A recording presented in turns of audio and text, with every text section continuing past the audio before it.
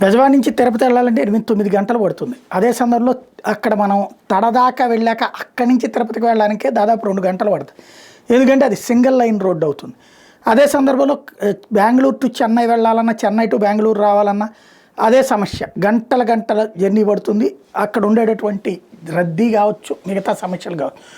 ఇప్పుడు దానికి ఆల్టర్నేటివ్గా ఆల్రెడీ రోడ్డు వేస్తున్నారు. అటు వెళ్ళిన వాళ్ళు, తిరుపతి వెళ్ళిన వాళ్ళు అందరూ చూసుంటారు, బెంగళూరు వెళ్ళిన వాళ్ళు అందరూ చూసుంటారు, చెన్నై వెళ్ళిన వాళ్ళు అందరూ చూసుంటారు ఆ సరిహద్దుల్లో జరుగుతున్నటువంటిది. అయితే ఇప్పుడు ఆ రోడ్డు అంతా పూర్తి కావడానికి జూన్ 2026 అవుతుంది అన్నటువంటి విషయాన్ని తాజాగా ప్రభుత్వం అధికారికంగా ప్రకటించింది. National highways authority of India NHAI Bengaluru to Chennai మధ్యలో ఈ రోడ్డు పూర్తయితే 3 గంటలలో జర్నీలో వెళ్ళిపోయి రావచ్చు.